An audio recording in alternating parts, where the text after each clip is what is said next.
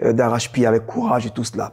Bienvenue à Midi d'Afrique, nous sommes bien vendredi aujourd'hui et d'ailleurs on parlera avec notre révérend pasteur Victor Kwasi et il nous entraînera encore dans une exhortation qui va plaire à tous. Et d'ailleurs sans transition, on va partir pour le jingle. Nous revenons bien sûr pour vous présenter la thématique et bien sûr le recevoir. À tout de suite.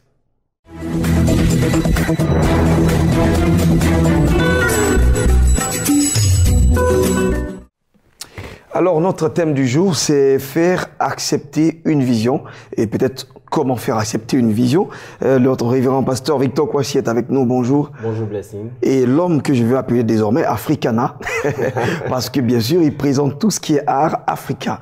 C'est vraiment super de voir encore ce suite. Merci beaucoup. Très joli. Nous sommes fiers d'être africains. Ouais. De le démontrer, c'est cela. D'accord. Alors, on parle aujourd'hui de comment faire accepter sa vision. Oui, comment faire accepter sa vision, une vision. Parce qu'aujourd'hui, des gens veulent être suivis dans un objectif qu'ils se sont fixés eux-mêmes.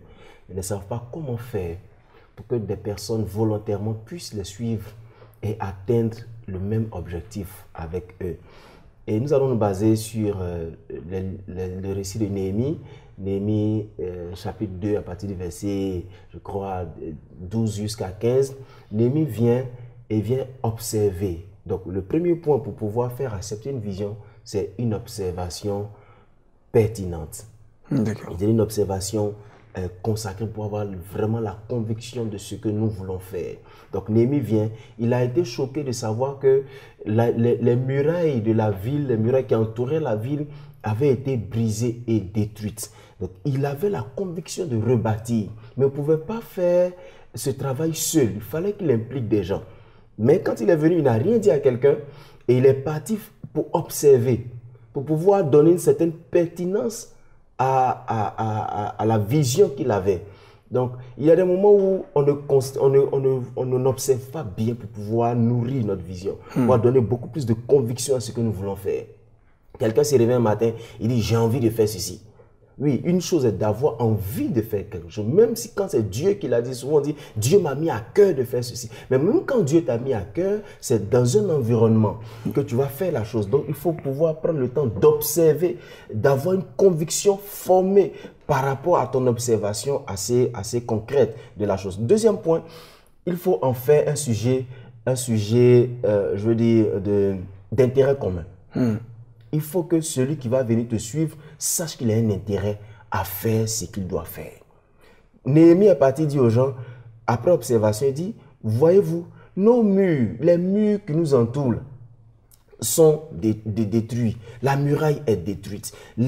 Là-bas, là, il y a tous nos trésors. Je veux dire, nos parents sont enterrés là. Si nous ne bâtissons pas, nous n'allons pas être protégés en fait. Donc, tout le monde a senti qu'il devait s'engager pour son propre bien.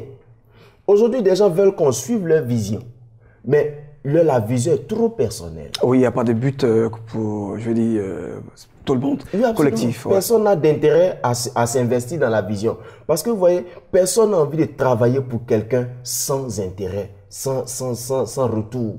Bon, qu'est-ce que j'ai à gagner à suivre Blessing dans une telle vision, même si elle est alléchante, même si elle est belle. Mais finalement, au retour, c'est Blessing qui récolte les bénéfices. Voilà. Et quand on donne l'impression que c'est à moi seul que ça revient les bénéfices, personne ne nous suivra.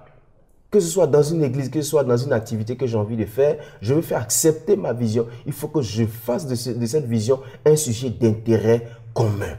Pour que celui qui va me suivre sache que nous allons sommes en train de faire une chose ensemble. Même si c'est quelqu'un qui a donné les grandes lignes, mais nous allons tous en bénéficier. Et comme ça, tout le monde s'engage à cœur joie pour pouvoir atteindre l'objectif qui est un objectif maintenant commun. Donc, pour récapituler, pour faire accepter sa vision, il faut avoir une bonne observation, une bonne conviction de cette vision et puis faire de cette vision un sujet d'intérêt commun pour pouvoir réunir beaucoup de personnes dans l'accomplissement de la vision, tout simplement. Et voilà, c'est franchement dit l'essentiel qu'on peut retenir de ce que vous venez de dire. Et c'est vraiment important. Il faut penser collectivité, il faut penser intérêt commun, comme vous l'avez dit. D'ailleurs, même c'est ça aussi, hein, le principe même de Dieu qui souhaite que on pense bien sûr à la multiplication. C'est vraiment important. Merci donc, révérend pasteur, d'être passé en plateau. Et nous allons maintenant partir pour la deuxième séquence de notre magazine consacrée à la réception de nos annonceurs.